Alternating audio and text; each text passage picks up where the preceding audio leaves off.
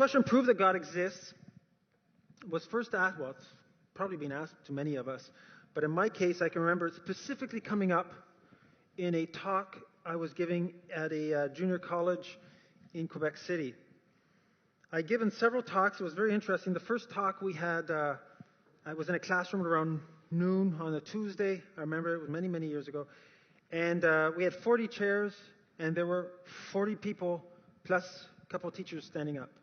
The next day, when I came back and gave a talk, there were 120 students and 7 teachers. Very interesting situation. And many philosophers were there, some scientists, and it's mostly the philosophers that had questions. And there was a group of 4 students. I called them the group of skeptics. They were skeptic about everything except evolution. They weren't skeptical enough of evolution, but they were skeptical of everything else, and certainly of the Christian faith and of creation. And so this was their ultimate question. So after I'd been answering questions for about half hour, they said, their leader said, and I knew who the leader was, he said, well, prove that God exists. And so this is supposed to put us on the defensive. How are we supposed to prove God exists? I gave an answer that I still give to this day. The Lord inspired me to. I think it was a good answer, and it's used by other people now on the internet and stuff. But I decided after that, maybe more people want to, maybe I should develop this theme of prove that God exists, and this is how I created this talk. And it's one of the 15 or 20 or so questions that we get outside the church walls. You know, in the U.S., which is a very relatively Christianized nation, even though it's falling away from that, still, at the moment, 75% of the youth that are growing up in churches in the U.S., 75% after 1 year of college will never come back to church the rest of their lives. That's terrible. We lose 75% of our youth now in the U.S. What's wrong? And I think we need to ask ourselves what's wrong. Why are we losing youth here? It's probably the same reason. It's not that we have bad preachers. It's not that churches are full of hypocrites. There are hypocrites everywhere. It doesn't make a difference. There are good people in churches too. And it's not because of tele-evangelism. No. And it's not because of summer camps. There must be some ingredient that we're not giving if we're losing that many youth. It's one of the things I'm going to talk about Sunday at 5 o'clock. But part of it is answering consistently the questions that are asked outside the church walls. We teach on all kinds of things in the Scripture that no one knows about until they're a Christian. We even teach about it in a Christian language that no one understands unless you're a Christian. And then we go out and talk to people. They don't know what we're talking about, and they don't understand our language. And you wonder why they don't come to Christ.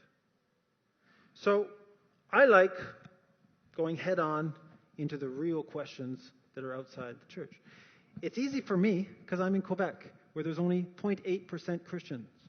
There are fewer Christians per capita in Quebec than in Japan per capita. When I do a debate, there will be, and I'll explain this more tomorrow morning, when I do a debate, say 600 people are there will be 10 Christians. That's the environment I'm in. I was even in British Columbia, which is fairly Christianized, Bible Belt. I recently gave a talk there. There were 60 people. 30 of them were atheists. But that's good. That's who I want to talk to. Amen. Don't you? Amen. Yeah. All right. So I'd like to start off with, Psalms 14:1, the fool has said in his heart, there is no God. So I'm not saying everybody who says, everybody who's an atheist or agnostic is a fool, but there is foolishness in saying this, and you'll see why as we go through. Creationinfo.com, it's an old website. It's a Canadian website. You'd be better if you want questions, ask me questions, just go on Facebook, Laurence Tisdall. And I have a French site called créationnisme.com, that you can go see also. Oh, my background, just quickly finish, give me a little bit of credibility, because my accent sure doesn't. I have a bachelor's degree in agriculture. I have a master's degree in plant genetics, and I've published several papers, a chapter in a university textbook on plant acclimatization, and I've taught. I've also went into computers when computers were just starting out, and I had my own computer firm, and then worked for HP for 12 years, and now I'm a project manager, a PMP project manager, and I manage projects of building recycling factories. And right now we're starting one up in Swindon, and I did one in Kettering, and I did one in Portsmouth, and there's 2 big ones we're doing in Wakefield. So I'll be back, and I won't have covered everything I've said, so who knows, maybe we'll do another one in a year or so. Eh, Michelle? Who knows? If you survive the Canadian invasion. All right. Look at this. I love the way God has done things. Ant mushroom farmers. So these ants called atta, you see these red ants, and you'll see them with the leaf cutter. They call them leaf cutters. And they'll go along, you'll probably see documentaries where you see these ants with leaves on their shoulders, or they carry them to their hive. All right, let's see how they work, because they're very fascinating creatures. First, they harvest the leaves, but they do not eat the leaves. Bet you didn't know that. They just cut them out and take them for a trip. But there's a reason behind their madness. It's this. They chew the leaves for the benefit of the mushrooms. Oh, what mushrooms? Well, it's the mushrooms that are inside their anthill. Okay? And so in the anthill, there are mushrooms that grow. The mushrooms need the leaves. So what they do is they munch up all the leaves, make them into a sort of mushy goo, put it where the mushrooms can eat on it, give it a little bit of anal liquid to give it some nitrogen, and then they feast off the mushrooms.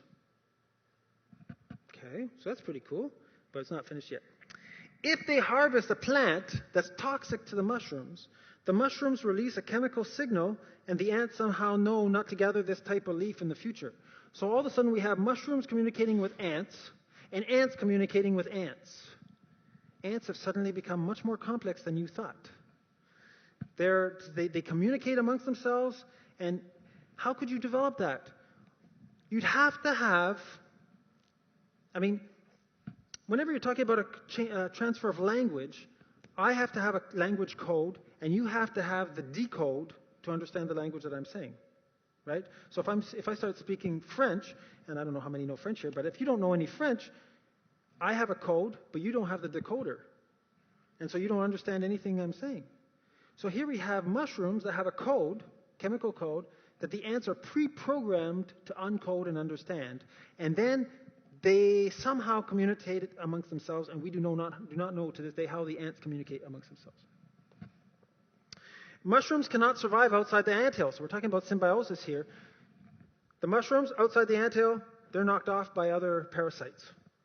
Inside the anthill, they do fine. Okay, so why is that? Well, ants protect the mushrooms from the parasitic mushrooms called Escovopsis with a bacteria that covers their body called streptomyces. Now, streptomyces is an antibiotic. 50% of our antibiotics are based on streptomyces. So these ants are covered with the ones that are assigned to the mushrooms, because not everybody's assigned to the mushrooms. There's some that go out and get leaves, and then there are ones that are assigned to the mushrooms. They're covered with this white film that's streptomyces that kills the parasitic mushrooms, so you just have a clean colony of mushrooms for the mushroom buffet. Now, at the first sign of infection, if there is an infection that happens, the ants drop everything they're doing, grab the mushrooms, and move them to another area where there is no infection, and then they start over. Now, could this all happen by chance? I don't think so. But maybe I'm foolish. It's just a joke here. After being kicked out of Eden, Adam woke up with hoping the curse was all a bad dream. But then he remembered there were no bad dreams before the curse. Yeah, okay. All right. Now, Genesis 1:1, and I could talk about Genesis 1:1 for a whole 45 minutes easy. I found that out, didn't think I could. I found that out when I was doing a course for cell groups in French, and I started off with Genesis 1:1. I said, I'll do 10 minutes on Genesis 1:1, we'll keep going. And 40 minutes later, I hadn't left Genesis 1:1. So there's a lot to say about Genesis 1:1. We won't be doing that tonight. But let's read it. In the beginning, God created the heavens and the earth. Mark 10:6 confirms this, where Jesus says, but from the beginning of the creation, God made them male and female. So Jesus confirms that we're talking about a recent creation. Man and woman were there at the beginning of creation. Obviously not day 1, day 6, but you understand, in the same creation week. It wasn't like thousands of years between the days, or millions of years, or the idea that somehow the process of days matches the geological column, which it doesn't. And you always have to drop day 4 because the sun shows up on day 4. The plants show up on day 3. How long do you want the plants there without any sun? How long do you want the plants there without the insects that show up on day 6? So you have Jesus confirming, in the beginning God created the heavens and the earth. There's not a big deal of time. People ask that question, is there time between Genesis 1 and Genesis 2? Well, if there was, we could never read it, because when it talks about first day, the first day means the first day. You don't have to be a great scholar to understand the words, the first day. You have to be a great scholar to misunderstand the words of the first day. So the first day means a rotation of the earth. That's what it means. And there were 6 of them. And so God took 6 days. He could have taken 6 seconds. I don't know why he took so long.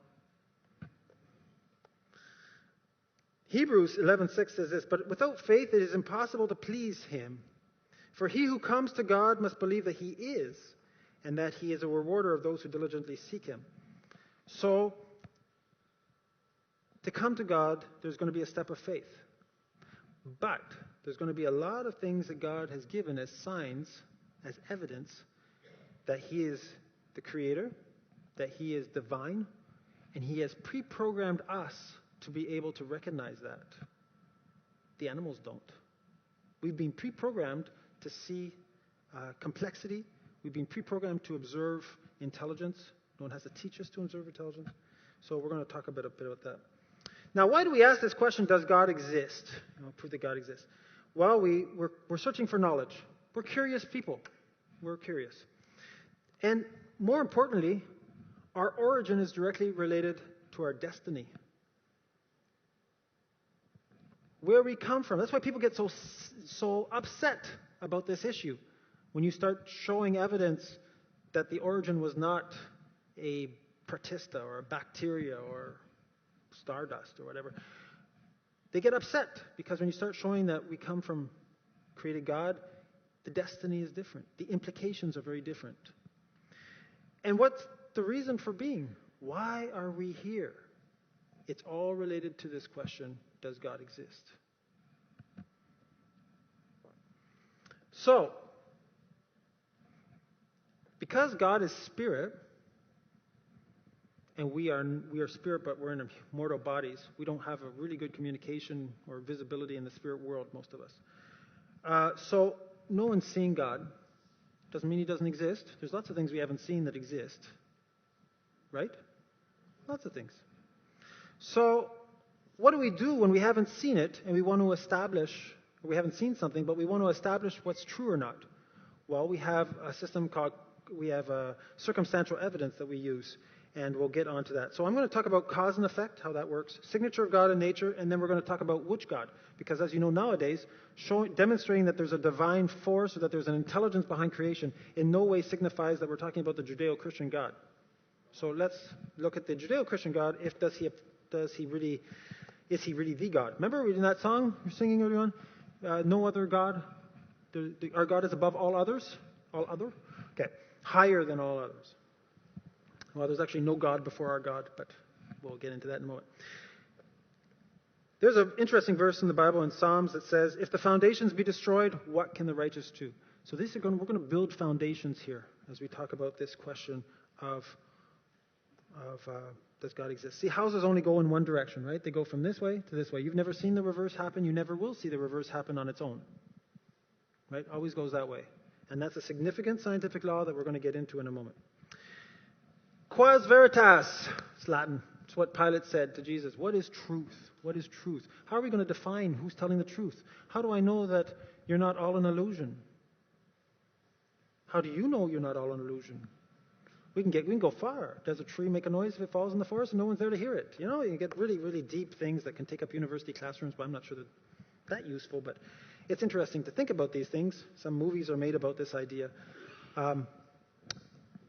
In my discussions with people concerning evolution, creation, and the existence of God, I once met a lad who, when I was discussing, I realized we were going in circles. Like, the discussion was going nowhere. And so I asked him the question. I said, do you believe you exist? He said he wasn't sure. At which point the discussion fell apart. Because if he's not sure he exists, I'm going to have trouble talking about what is truth. And so we got to look at how do we establish truth? Well, we have direct observation. If you could touch it and probably go with your five senses, that's truth. And we have circumstantial evidence. So that's how we work in a court of law. The judge doesn't see the car accident. The jury doesn't see the car accident. There are people on both sides who say, their testimonies say, we saw this happen. Then someone else says, they saw that happen. And we establish truth, and we even put people in jail based on circumstantial evidence. Right? So there's a way of establishing truth without being a direct observer of that truth. So we're going to look at the circumstantial evidence of the Creator. The first thing we're going to look at is the cosmological argument, cosmos being the universe. And to understand the universe, well, no, we won't get to understanding the universe, it's so big, but in terms of understanding the argument, we're going to look at the first law, which is the law of cause and effect. What is the cause of the universe? That's the question we're going to ask you. Because the universe is an effect. Okay. So, cosmos means universe. So the law of causality is this. Every material effect must have an adequate and antecedent cause. That means, for instance, say there's a river here, and there's a little frog beside the river, and I'm observing this. And the frog jumps into the river, and then I observe that the whole river becomes full of mud. What am I going to conclude from that in terms of cause and effect? The frog was before the event, but the frog wasn't adequate to produce the event. So even though it jumped in and at the same time it produced a muddy event, there must be some other cause because it wasn't adequate. So you have to fulfill these two conditions, before and enough, right? Before the event and enough to cause the event. Now, if you want to get into some really deep philosophical things, why does something exist instead of just nothing? And it's a question to ask. Why does anything exist? See, we got to wrap ourselves around the fact that we exist. We're so used to existence that we don't ask these questions. But if you start with nothing, that's all you should ever have from a materialistic point of view. You can't go from nothing to something. Nothing is nothing. I know this may not sound too easy, but it's actually really quite deep. Okay, so the universe, what is the cause? Well, we have a couple of choices. Just before we get into the cause of the universe, we have two people in the dark. One says, the first words spoken in the Bible by God are, let there be light. I don't see what's so great about that. And the other one says, okay, make the command, let there be light, and let's see what happens. See, there were some scientists that had a sort of bet with God. They said, we finally created life in a test tube. We finally created life. So we want to have a bet with you, God. We can create life, and maybe better than you. He says, okay, let's have the bet. So why don't you start? So the scientists say, okay. And so they start getting some dirt together, and they said, no, God says. You go get your own dirt.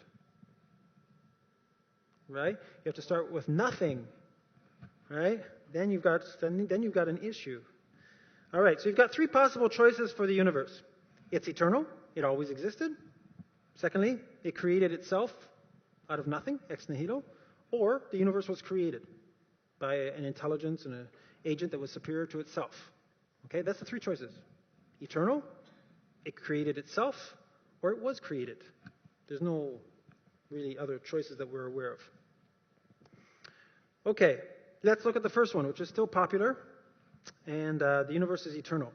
If you were expecting to come to this talk and hear no science, you're in the wrong talk. We will get a little lighter in a few minutes, but right now it's going to get a little bit more scientific. Okay, so you have three problems with this idea that the universe is eternal. You have the first law of thermodynamics, the universe is expanding, and then you have the second law of thermodynamics, which is entropy is increasing. Now, the first law we're going to get into thermodynamics. Thermal means heat. Dynamics means movement, right? So it's the movement of heat. And so the movement of energy and matter. So we'll explain it below so you can all understand what I'm talking about. And you'll all pass your physics course after this talk. After the beginning of the universe, whether due to a disorganized Big Bang or creation, all systems are governed by the first law, thermodynamics. And that says that in a closed system, the sum of mass and energy must remain constant. Okay, in other words, whatever was created, the sum of the energy and the mass, or the transfer between the two, is always going to remain the same. Okay? Now, of course, it has to get there from nothing. That's a bit of an issue, isn't it? But that's what has to happen. Okay? Now, the problem is, when we observe galaxies, it becomes evident, sorry about that typo, that their light has a tendency towards the red part of the spectrum. Okay? So when we look at galaxies, everything seems to be red. This indicates that they're moving away from us. So how does this work? When you're at a train goes by, you notice that the sound, the pitch changes, right? It goes, right? It goes high and then low, the sound. The reason is sound waves get shorter and shorter as they come to you, so it's a higher sound, and then it gets longer and longer as it goes away from you, and it becomes a lower sound. Now, this same effect is with light, which acts like a wave. And so if light is moving away, it'll be in the red. If it's moving towards you, it'll be in the blue. Now, most of the universe is in the red, which is sort of strange because it sort of seems that we'd be near the center, maybe it's on a surface of a ball, whatever we're on. Everything's moving away from us. Okay? But that creates a problem because if it's moving away and it's eternal, how do you do that?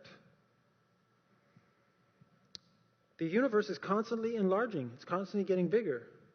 The problem is there's not enough matter to come back to a starting point. Because if you're eternal, eventually you lose the energy and you'd have to, the strength, and it would have to come back and like an elastic band start all over again. Problem is, to come back, you have to use gravity. To use gravity, you have to use mass.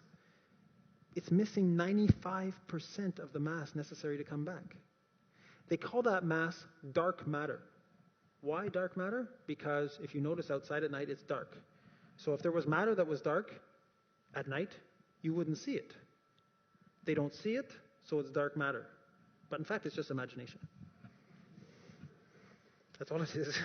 If you have an equation where if you have a theory where 95% of what's required is missing, it's time to change theories. Just my way of doing it. Solution is dark matter. Okay, so we've got through dark. Now, the steady state theory, which is still this eternal theory, many scientists have thought that it would be impossible for the universe to enlarge like this, leaving emptiness everywhere. So they decided that matter was being constantly created to maintain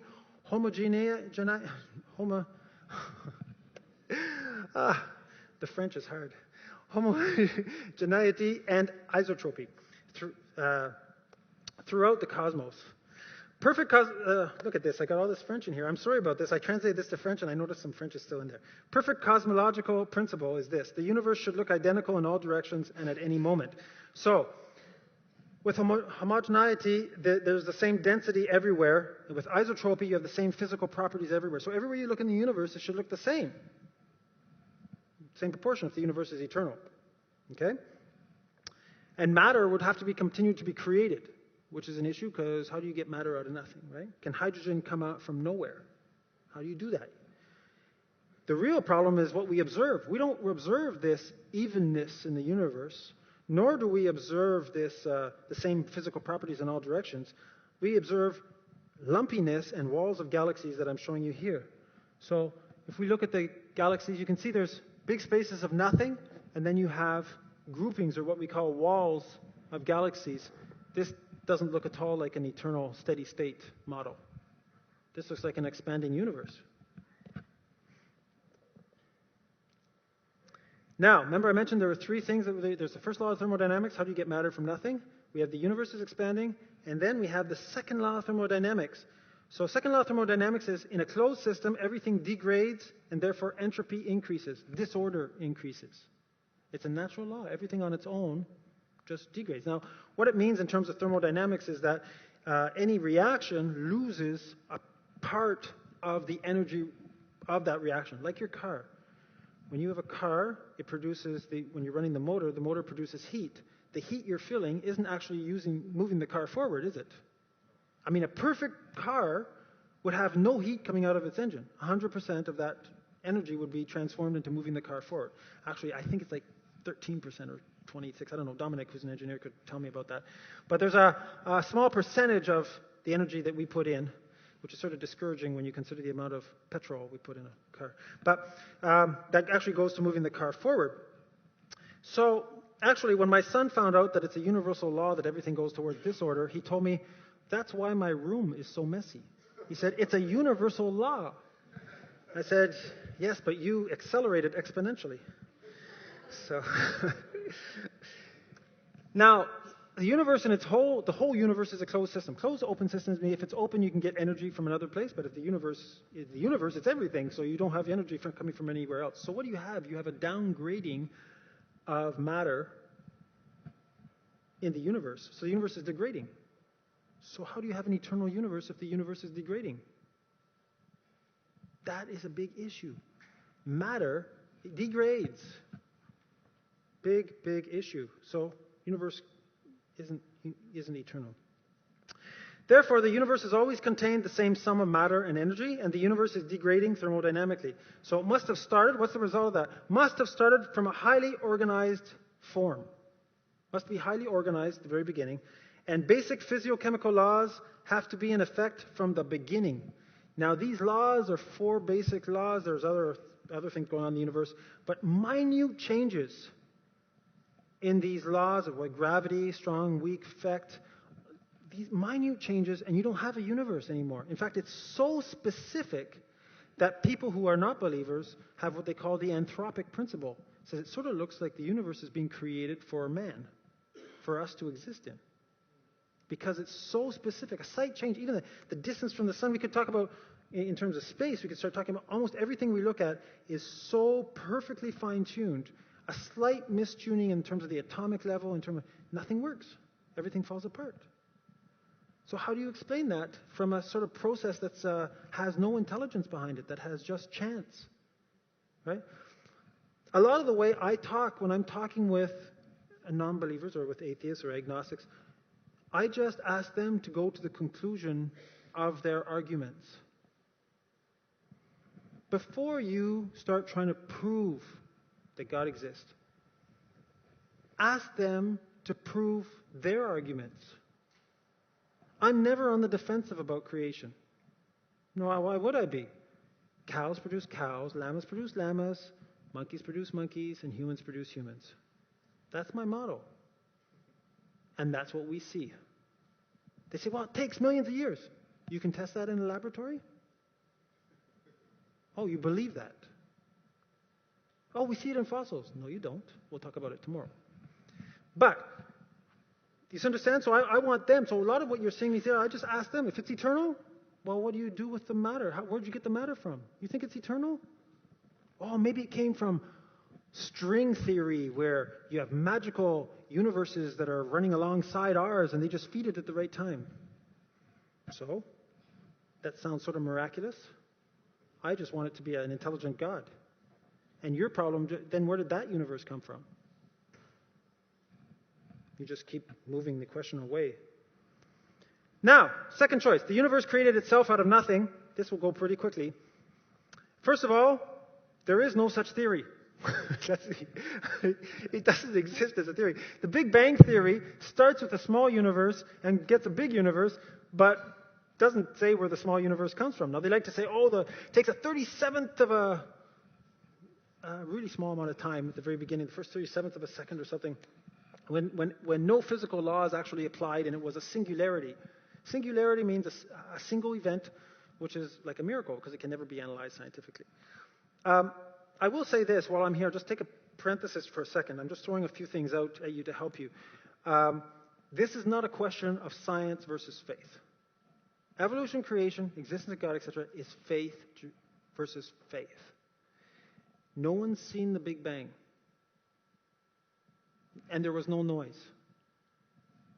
There's no noise in space. You know, Star Trek films, you have all the choo, choo. That's just for the movies. If you were to see, like, in space, the spacecraft and one of those photons coming at it, you'd hear nothing. It'd just be like a silent film from the 30s. Probably wouldn't sell as well. So they put sound in. But in space, there's no sound, so there's no Big Bang. Secondly, it was never an explosion. It was an inflation. Their motto is you take but the universe is the size of a basketball, and it just inflates, gets bigger and bigger and bigger. Okay, so even they say that's not the way it works. Secondly, they say this. This is Alan Gutt. He says, in the end, I must admit that questions of plausibility, the Big Bang, are not logically determinable and depend somewhat on, can you see that word? Repeat after me. What is it? Intuition. Do you know what intuition means? It's like a gut feeling. Now, you probably didn't know scientists were using gut feelings to determine what's right or wrong.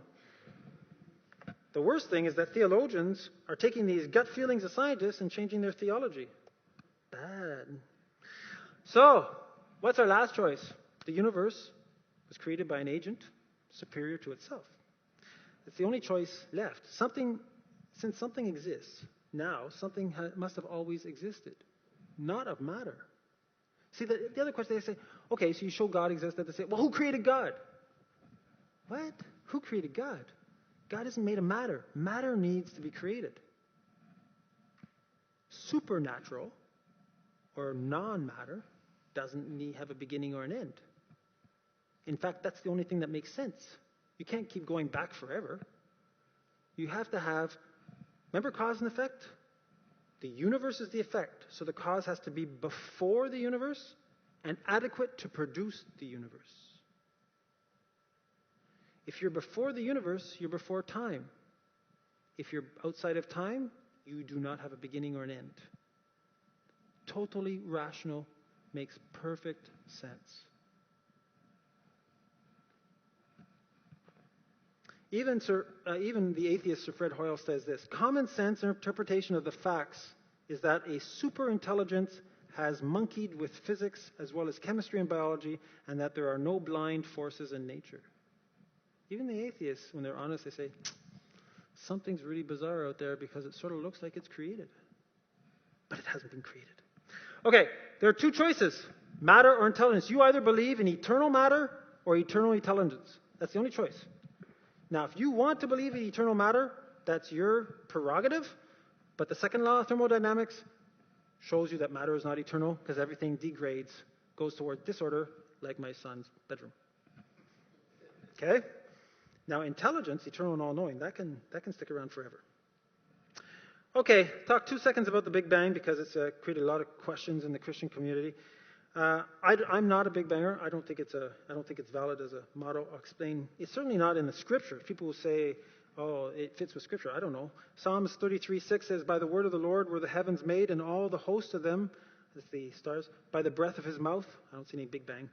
Isaiah 45:12, "I have made the earth and created man upon it. I, even my hands, have stretched out the heavens, and all their hosts have I commanded." Notice God talks about stretching the heavens, expanding. That's exactly what we see.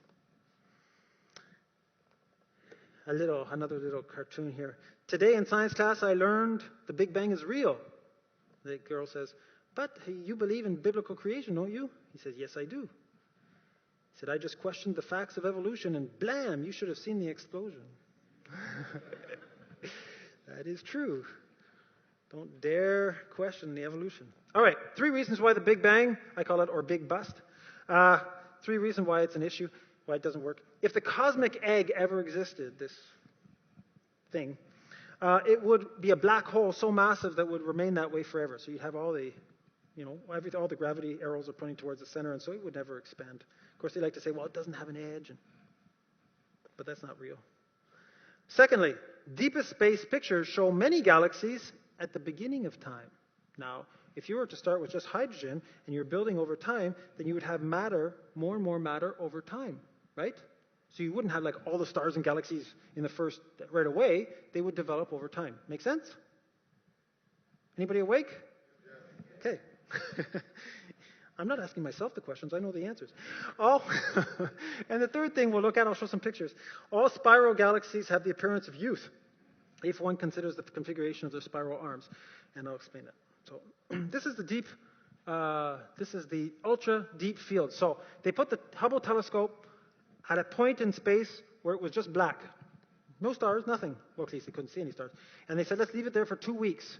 After 2 weeks, they developed the picture, and this is what they got.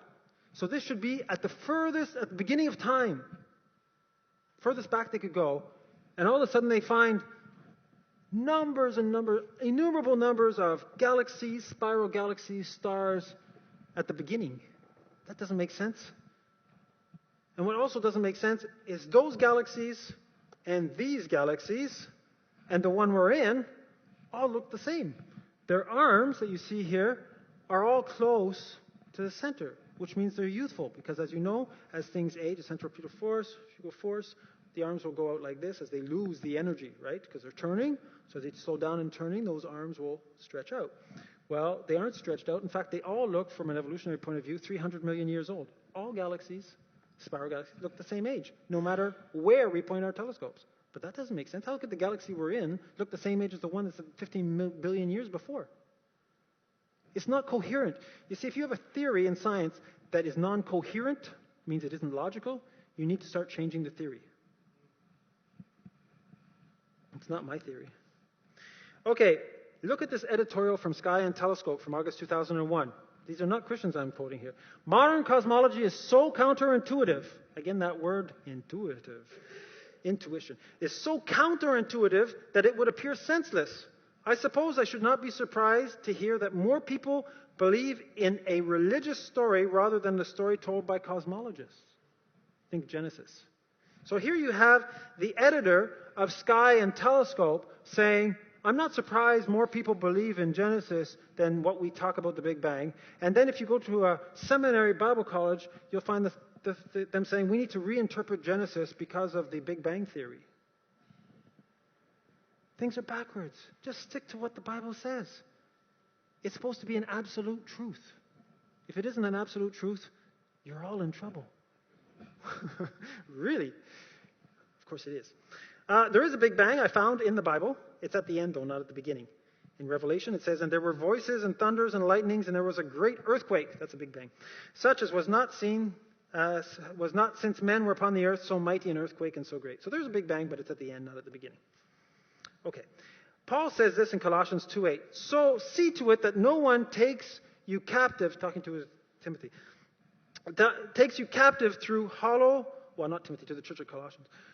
See to it that no one takes you captive through hollow or empty and deceptive philosophy, which depends on human tradition and the basic principles of this world rather than on Christ. And we'll see that the Bible is a very special book. You know, it's not like any other book. It's written by, 40 authors, 60 books over a period of 1,500 years. There's nothing that compares to it. It's not like the Quran that was put together at once. There's nothing that compares to the Judeo-Christian Bible. And what we're saying here is that when we look, we can depend on what's written in there, and it fits with real science, observable science. These philosophical things are deceptive, that bring people to think that matter could be eternal, or the universe could be eternal, or that God doesn't exist. Okay. What time are we? Ooh, I'm going to skip this one. I just had a few slides on stars.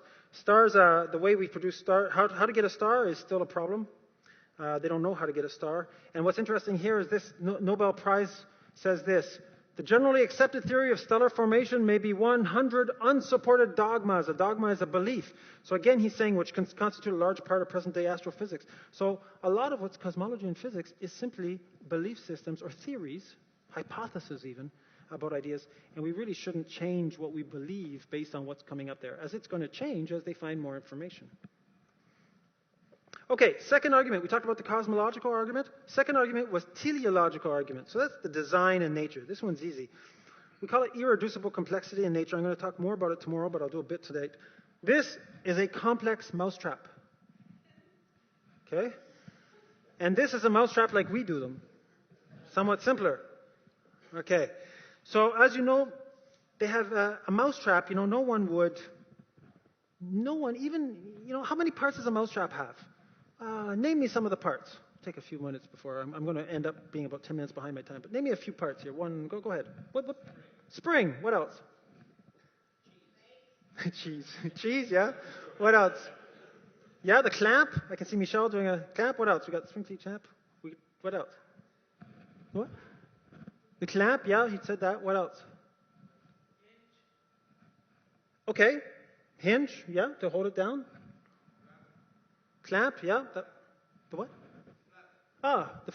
Yeah, we call it a clamp, but okay, flap, clamp. There's one major piece that yes, right, the base. Okay, that's about it. You have the wire here, the piece that holds everything down that snaps, or the snap. So you have 5 or 6 pieces. I have never met even the most ardent atheist tell me, or evolutionist or whatever, tell me that this wasn't created with intelligence, even if it only has 6 parts. Why? Because if we take off one of those parts, it doesn't work anymore.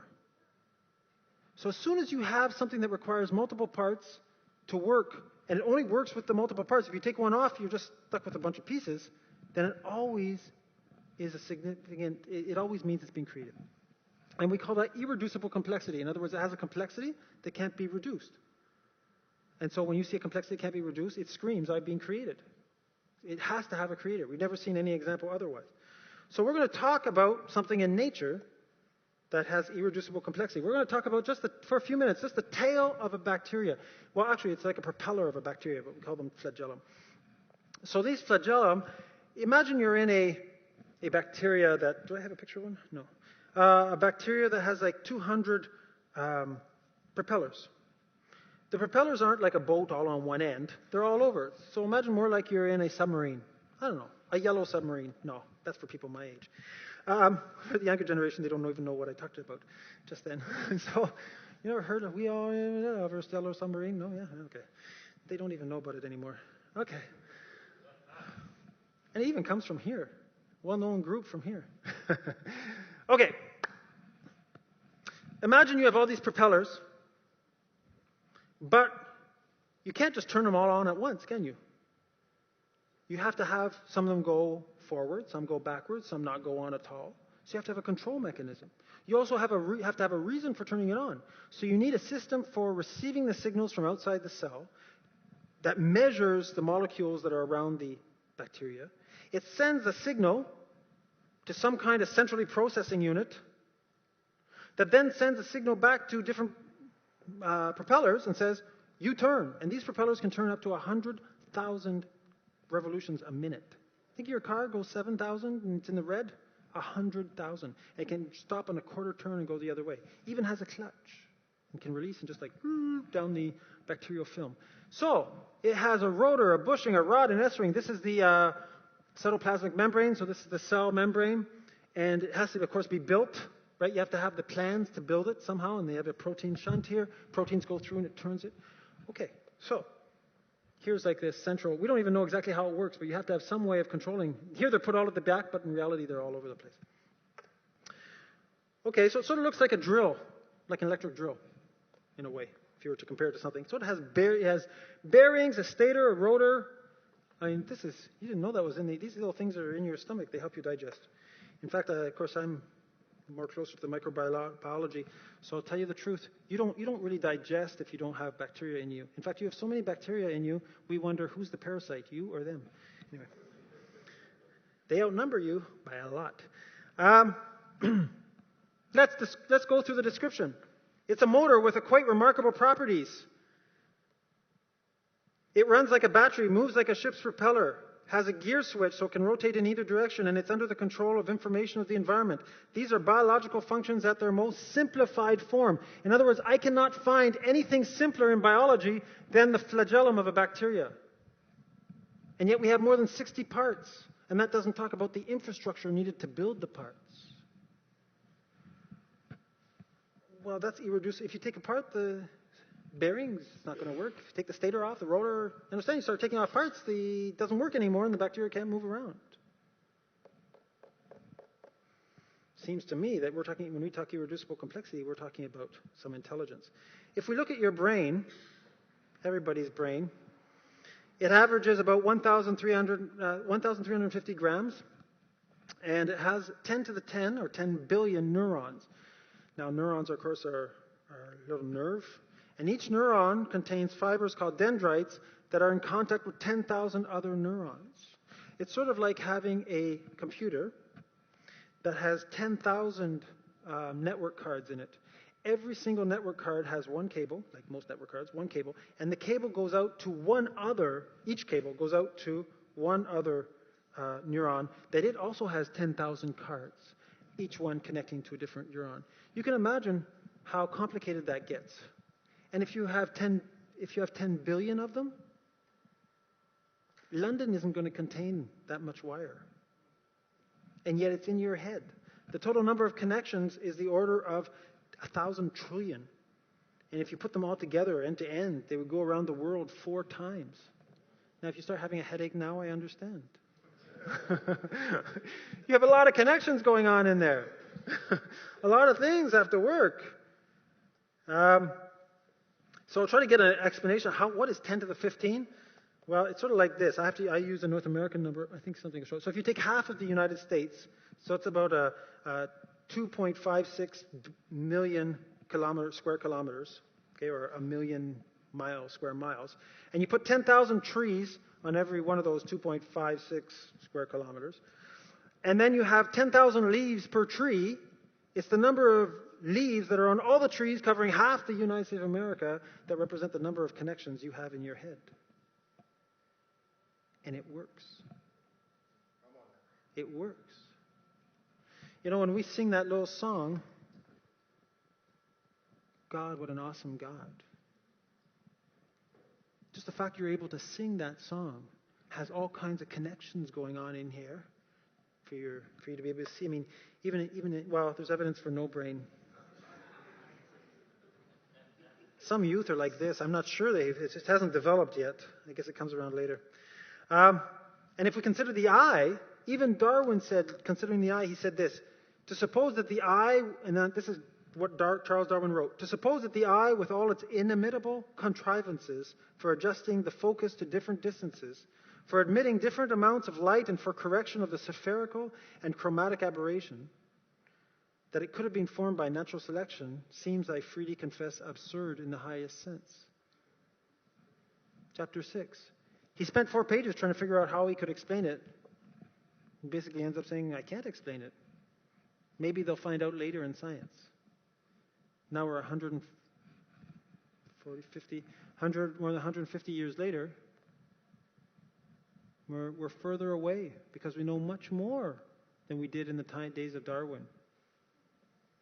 Tomorrow morning we're going to talk about what's in the cell, which was for Darwin a black box. He didn't know what was in it. Simple cell has become extremely complex. But the eyes, they cross. I was at a meeting, talking about that meeting in Kelowna in British Columbia, and I had these atheists there, and one of the atheists came and told me that he could create. I think I wrote this in the KT magazine. I wrote up about this. He claimed that the eye was badly created.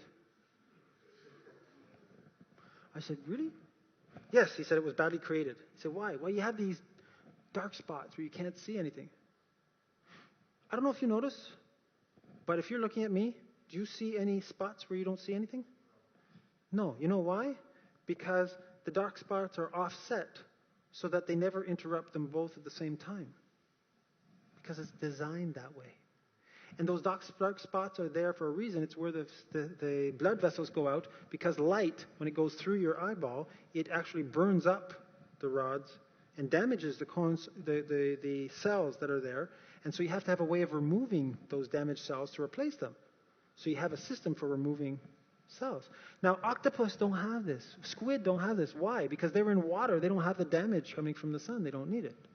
So I asked the gentleman, after explaining this, I said, do you think you could make a better eye? He said, sure.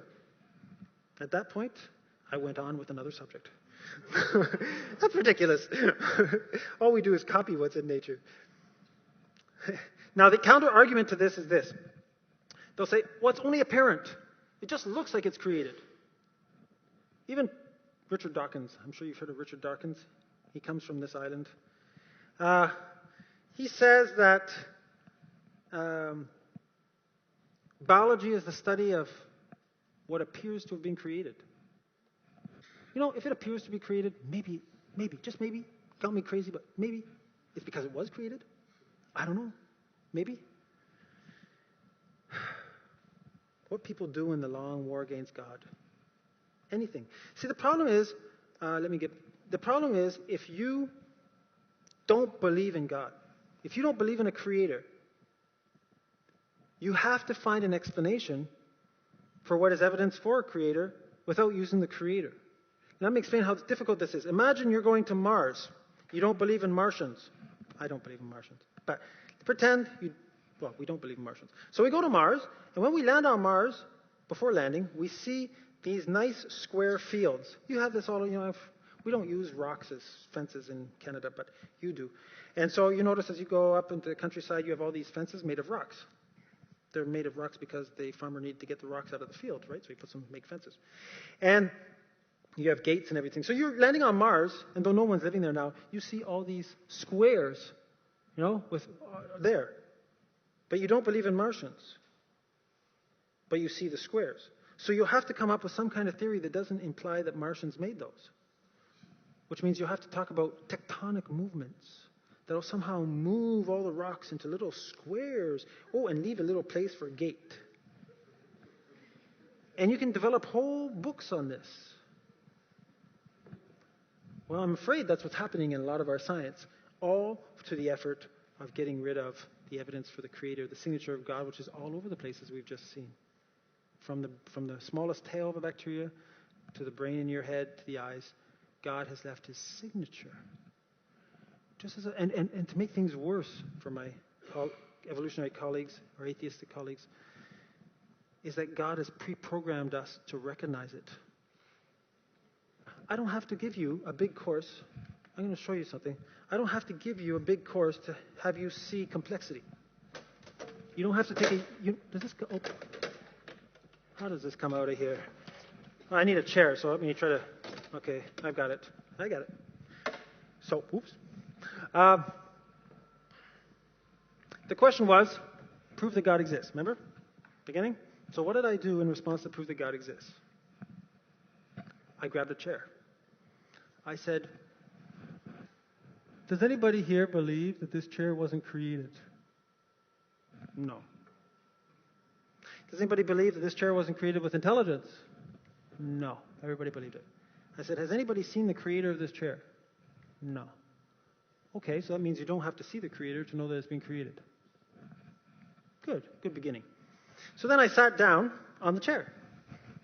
And I said to my skeptical friends, I said, now, I have like you do, I have a DNA code in each of my cells that works on a 3D grid. I mean, this codes, every single cell has the same code, but as you notice, the cells in your body are different. So your heart cell has the same code as your nose cell, or your elbow cell. They all have the same code, but they only express the code that's associated with where they are. Otherwise, when you cut your arm, a nose could grow out. It should be sort of inconvenient. So this code would go from here, I don't know, here to the moon 100,000 times. Some say 300,000 times. A lot of times. Go here to the sun 8 times. That's a lot of code. If you took all from end to end. And if you took these 100,000 filaments of code and you dropped them, they would all fit into a teaspoon. Bill Gates would pay a lot of money to have a programmer like that. Because all his programs do is get bigger and bigger. God's programs get smaller and smaller, and they work better and better. So I said, look, when I see a poem, there's always a poet. When I see a book, there's always an author. When I see a code, there's always a programmer. I said, would it be more rational to say that the intelligence it took to create me was vastly superior to the intelligence it took to create this chair? My skeptic friends had no more questions. And the point is not to have them open their mouth and not be able to close it. The point is to have them start thinking and asking the right questions. Jesus often did that, didn't he? He spoke in parables, and he often asked them questions. In fact, sometimes it's frustrating. You read, a really straightforward question, and Jesus never really answers it. He comes up with another question. And you're like, Jesus, I would like to know the answer to that question. But I like asking questions. It's their motto. It's not mine. I don't have to defend against the evolution of man until they prove that man has evolved. I believe men can act like monkeys, but monkeys have a really rough time acting like men. Okay. We're already 9 o'clock. I've got 15 minutes left. What do you want to do? We can have a vote. I can do the last 15 minutes, or we can call it an evening. Just share of hands. Who wants to call it an evening? Say, this is it, that's enough, and we'll just close up. Anybody? Okay. Who wants, you can, feel free. Who wants us to keep going? Do another 15 minutes? Okay. Who was waiting to raise their hand for some other question, option? Who wants some tea? Oh, I shouldn't ask that question. Not here. You guys drink a lot of tea. Man, that's crazy. We do not have tea breaks in Canada. Sorry. No, we don't. Okay. And you drink like there's really bitter stuff.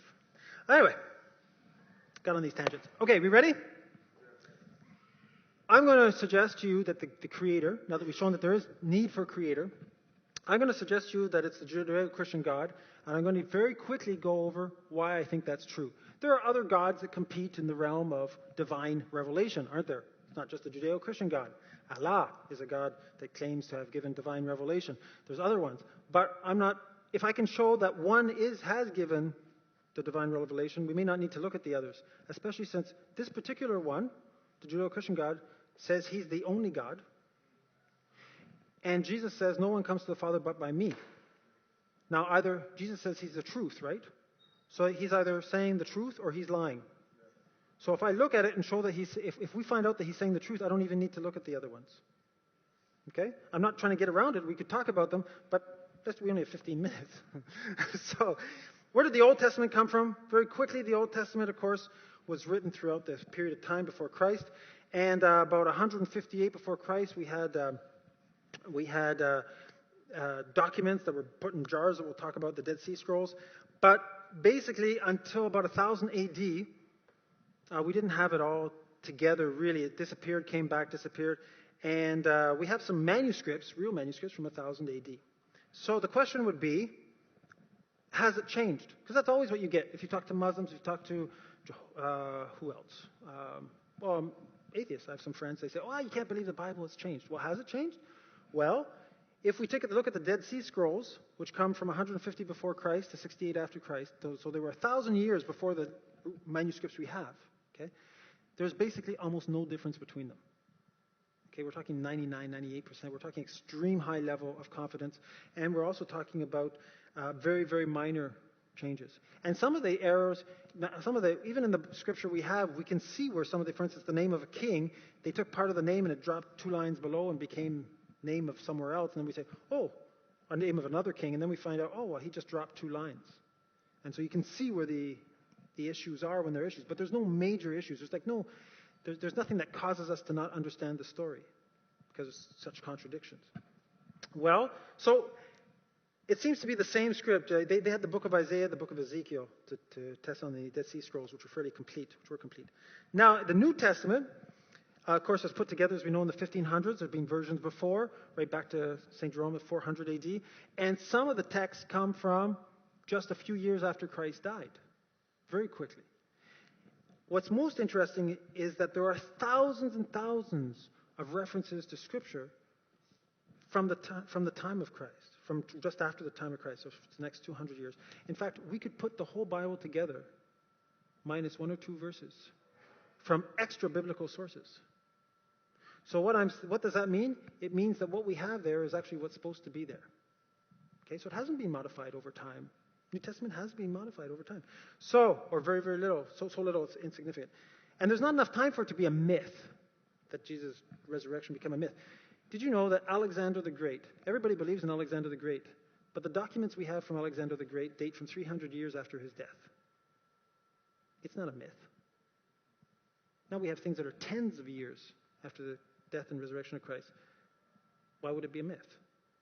There isn't enough time for it to become a myth. Okay, now let's look at what is inside the document to see if it has any validity. So first we'll look, is it historically true? Because there's a lot of history in the Old Testament, isn't there? Right? A lot of which we have trouble with, we struggle with trying to understand because it's not our culture and it's in a different part of the world. Well, the Bible talked about these people called Hittites. And according to Genesis 23:10, Abraham bought a field from Ephron the Hittite, and later Esau married a Hittite. 2 of the valiant men of King David, Uriah and Abimelech, were Hittites. So Hittites were like a major force there. And yet only for many years, in fact until 1906, Hittites where no one knew about them. We couldn't find any evidence. So for all that time until this century, well, 1906, last century, people would come up to theologians and say, you got Hittites all over here, but there's no evidence of all these Hittites. Where are they? Bible must be wrong. Well, in 1906, Hugo Winkler discovered the Hittite capital in Turkey. Turns out it was quite a big empire. In fact, it has to be a pretty big empire because the Hittites actually captured Ramses II, the pharaoh. It's not like little guerrilla fighters that are going to capture the pharaoh of Egypt and kidnap him. Okay? Rambo is only in Hollywood. Okay? You don't really have that historically. So they were like a major force. So the Bible ended up being true after all in terms of archaeology. This is the Hittite capital, part of the capital, based in Turkey. Daniel speaks in chapter 5 of Belshazzar. Now Belshazzar is the king of Babylon. He's the son of Nebuchadnezzar. And Belshazzar had a great feast and invited 1,000 people. Now, you remember his father, Nebuchadnezzar, he shows up in the book of Daniel a lot. He, of course, captured the Israelites, took part of what was in the temple. Actually, the worst part about this was God was on Nebuchadnezzar's side because it was a judgment on Israel. And because they'd been so far from serving the real God. And they gotten into idolatry and all kinds of stuff. So, Nebuchadnezzar comes in, captures the Israelites, brings them back to Lebanon, at least most of them. There's a remnant that stays. Destroys part of the temple, certainly takes the values, because there's a lot of valuable in the temple, takes them back with him. And his son here is having a big party where they're going to use some of what was captured from the temple, the vessels. And he served his guests using the stolen cups from the temple of Jerusalem. Now, while they're having their party, a hand comes out of nowhere and starts writing on the wall. This is why you have that expression, handwriting on the wall. Okay, comes from this story. And it's in chapter 5 of Daniel. And the king couldn't understand what the hand wrote on the wall, but I can guarantee the party stopped. Everything stopped. You see a hand come out of nowhere. Yes, sir. Everything stopped. And no one understood the language. They said, well, there's this old prophet. He interpreted stuffed dreams for your father. Maybe he can do something. So they get Daniel. He's older now, and he comes up. He says, well, here's the interpretation. It says, mene, mene. It says, M-E-N-E. And it says that God had numbered your kingdom and finished it. You're weighed in the balance, and you're found wanting. Okay? So he interpreted it. Now, what it says afterwards is that in the Bible, it says Belshazzar was killed, and the Medes and the Persians took hold of Babylon. Okay? It was the beginning of the major conquest of Babylon. Now, people argued for hundreds of years. Belshazzar, there's no evidence for him. There never was a Belshazzar. This is total fiction the Bible and Daniel has made up. And no one could say, didn't have any evidence for it. Well, evidence did show up. That rock you see up there has cuneiform language. It's a low language where I guess they had really good eyesight. I've seen this stuff close up, and you have to have really good eyesight.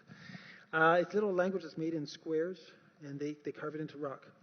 And we have been able to interpret this language. And here's what was written on one of the tablets in the city of The king Nebuchadnezzar has left the country for several years. During his absence, it was his son who reigned in his place. The name of his son was Belshazzar. Oh. He was killed the day the Medes and the Persians took control of Babylon. Once again, Scripture ends up being historically exact. There are whole journals that are now based on that. Now, okay, so it's an interesting book, historically correct.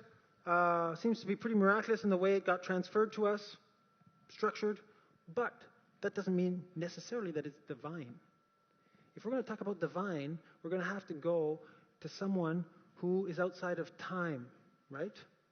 Now remember, if God's the creator of the universe, he's before the universe, big enough to produce it. So he's outside of time. So then we get into this concept in Scripture talking about prophecy. Because prophecy says things that are going to arrive later than now, or than the time they're pronounced, and that would require someone outside of time. There is no time travel. Sorry. You can watch the movies. They're sort of fun, but time travel doesn't exist. So, here's what Ezekiel, he's a prophet in the Bible, says this, 26, 1-5. The word of the Lord came unto me, saying, Son of man, because that Tyrus had said against Jerusalem, aha, she is broken, that was the gates of the people. Now, here's the scenario. Ezekiel is called up to a metropolis. This Tyre is a big city. It's a metropolis. It's like going to, well, London's much bigger, but it's a major city. And he has the joyful job of telling them their destruction is coming. So he gets up and he does this. And this is what he says is going to happen to the city of Tyre. Many nations will come up against you, God says. I will also scrape her dust from her and make her like the top of a rock. That's pretty clear. It shall be a place for the spreading of nets in the midst of the sea. And for I have spoken it, says the Lord, and it shall become a spoil to the nations. So unlike Nostradamus, or people who claim they're prophets, who give very vague wordings that you can fit anything into, biblical prophecy is very specific, and you can tell whether it's right or wrong. You can say, that didn't happen, it's wrong. Look at the number of criteria here. It's a city, but nothing's going to be left of the city. There's just going to be a rock. Not only that, the city, now like most cities, since we're not fish, we live above the water. This city was also above the water. It had a port, of course. And he said, we're going to fish on top of this city. Now, if you got the job of a prophet and you get to say this, it sort of looks silly, right? At the time, come to London. You say, London, God says, because you laughed at Jerusalem, there's going to be nothing left on this island, and we're going to fish on top of where London was. You're not going to have a whole bunch of followers. It's just not going to happen. So Ezekiel has this job. So what happened? Well, this was absolutely, completely, fully accomplished 250 years with Alexander the Great. First thing that happened was Nebuchadnezzar, who we talked about earlier. He comes along, and he attacks Tyrus and sort of destroys the city, but it's still there. It's a mound of rock. But the Tyrus people, they go to an island across the way, and they stay there actually for several centuries. Alexander the Great is doing his conquest. He says, no one's getting out of my control. I want to get them. But they're fierce fighters, and he's having trouble getting his boats to land on the island. So what does he do? He takes the rocks from the city of Tyre, and he builds a bridge all the way over to the island. And then he goes and takes the island. In other words, the whole city ends up being this bridge. Now the water has raised many tens of meters above this, and now what do we do over the city of Tyre? Throw our nets and catch fish. Exactly what's written by Ezekiel. Exactly. Now, even more stunning is when we talk about Jesus. Jesus was very clear on who he was. He said he was I'm just moving this over so people can see. He said he was the Son of God. People say, he didn't say that. Sure he did. Remember, even Pilate asked him. Even one of the leaders of the synagogue asked him, why do you think he was crucified? He was crucified because he put himself at the same level of God. Okay. But the Bible, this is what I have here is a prophecy, when it was made and when it's confirmed. So you have Isaiah 7:14 and then Matthew 1:18. So you have, he said, born of a virgin, he's going to be the Son of God, Abraham, from the line of Abraham, Isaac, Jacob, and from the tribe of Judah. Okay. What else did he say? Born in Bethlehem. That's really specific. That's why all those children got killed. Herod would kill the children, prophesied 600 years, or 400 years before. 600 years before. Would be called Emmanuel. He'd be preceded by a messenger, John the Baptist. Called out of Egypt. He'd go to Egypt. He would do miracles. He would arrive in Jerusalem on a donkey. Prophesied 500 years before. He would be betrayed by a friend, and he'd be betrayed by 30 pieces of silver. Now, I don't know about you. The British pound, I'm pretty sure you don't know what its value is tomorrow. You certainly don't know what its value is 500 years from now. Certainly do not. And even less, 1,000. In fact, you don't know if 500 years from now whether the British pound will exist. How much less are you going to know how much is the value of a human life? 30 pieces of silver. It's exactly what Jesus' life was sold for. The money would be thrown into the temple. It talks about the crucifixion. Psalm 22 talks about a crucifixion. How he would be pierced. His hands and his legs would be pierced. Feet would be pierced. Price of the potter's field with the 30 pieces. So hands and feet were pierced 1,000 years before. Garments would be parted. They'd gamble for his tunics. He would drink. He'd be offered vinegar. The side of the Messiah would be pierced. This is a very important event. We don't realize that, but when they pierced it, what were they doing? Well, when they pierced the heart, remember it talks about water and blood coming out? Why is that important? Because that's the pericarp of the heart where there's water. So it means he's dead. He's had a heart attack. Because he died too early. Remember they were astonished? They were breaking everybody's bones to have them die before the feast. But the first feast day came out, but Jesus was already dead. So they made sure, oh yeah, water's coming out of there. His heart's broken. Which is sort of significant that Jesus' heart would be broken for us. Of course, it's not broken anymore. Not broken anymore. He's the healer. He's not dead anymore either. The bones wouldn't be broken. The grave would be that of a rich man. He'd resurrect from the dead. He'd be the Messiah, not just to the Jews, but to the Gentiles, to everybody.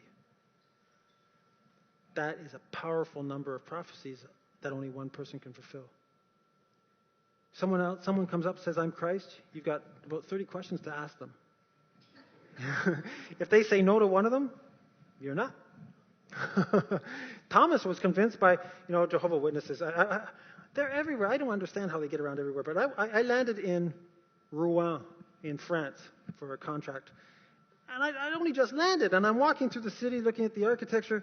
And two gentlemen in ties come up and want to convince me of the Jehovah. I said, yeah, I'm a Jesus witness. And so we started talking. I said, well, what do you do with Thomas? Come on, Thomas looked at Jesus. He was the doubter. Show me those holes. You got crucified. So he shows him the holes. And Thomas says, what? My Lord and my God. Oh, so he must be divine. He didn't go to sleep. You don't go to sleep on a cross. You die on a cross. They wanted to change the subject. I was just getting warmed up.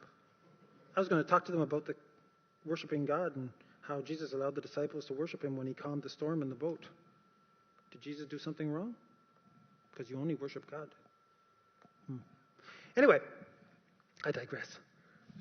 So we have all these very significant prophecies.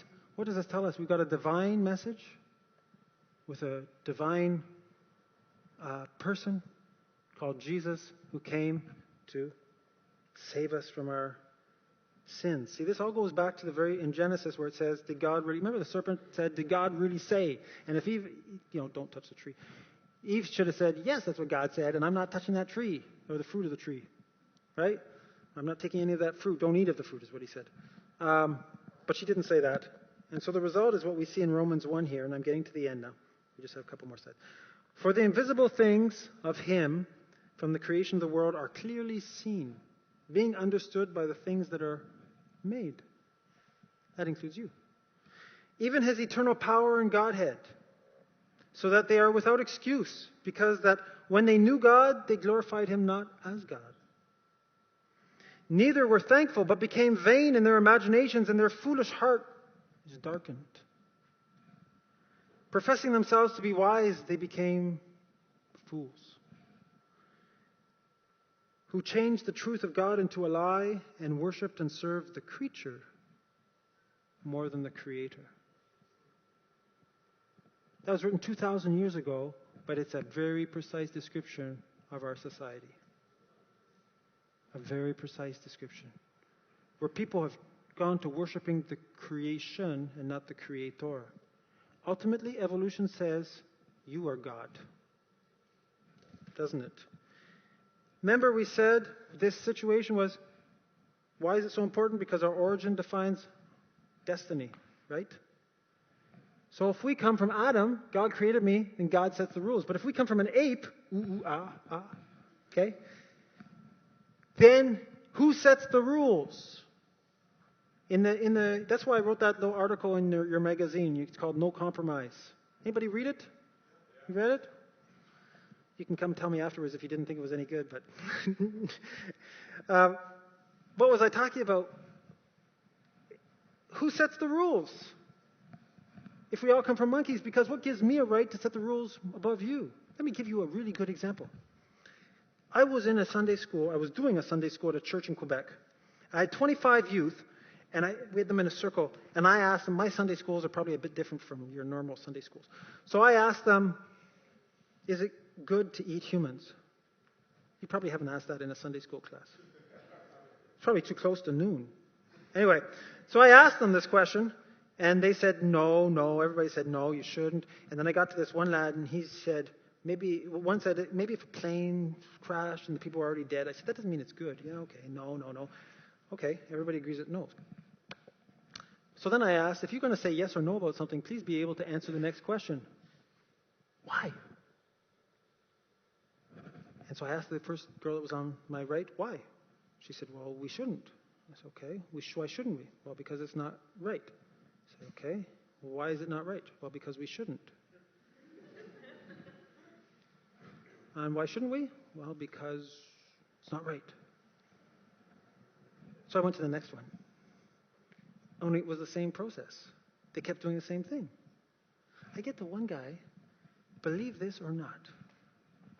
I'm going to have to walk down to do this. Believe this or not. This young lad, he told me, I'm going to use you as an example, just stay there. He told me, maybe it's okay to eat humans if they get a chance to accept Jesus as their personal Savior before. Convert, I'm hungry. What? I told him I don't want to be his friend. I'm sorry. Man. No. It's not right to eat human. Why is it not right to eat human? Because we're made in the image of God. Because we're not animals. Right? This takes us into another realm. The logic of saying that we're animals takes us to a philosopher we have in Quebec, French philosopher, and he actually wrote in the paper 2 years ago that if you were looking at a situation where a tiger was eating a human, you'd have to ask yourself for what reason you kill the tiger. Well, that's logical. You got two animals. Why do you choose a tiger? That's where that leads you. Who's going to make the rules? What makes my rules better than your rules? You got total anarchy. God has the 10 commandments of God. It's not the 10 opinions of Moses. That's why he wrote it with his own hand. Okay, twice. God sets the rules. Someone outside the system sets the rules. That's fine. Then you're supposed to follow them. Oh, I don't want to follow them. Well, that's a problem. Because he's the creator. He's allowed to set the rules. And they're good rules. Okay. So here's what we have. Actually, I'm going to go to the next one. This one. They'll show the same sort of thing in a different diagram. So to conclude this, here we have the creation castle, the Christianity castle. You have creation here. God's word is truth. That's the foundation of our castle. And then you have, if you look at these different Christians, you have one sleeping at the top. You have one shooting nowhere. Then you have too many of this type where one Christian is shooting another Christian. And then you have the ones that are shooting right down on their foundation.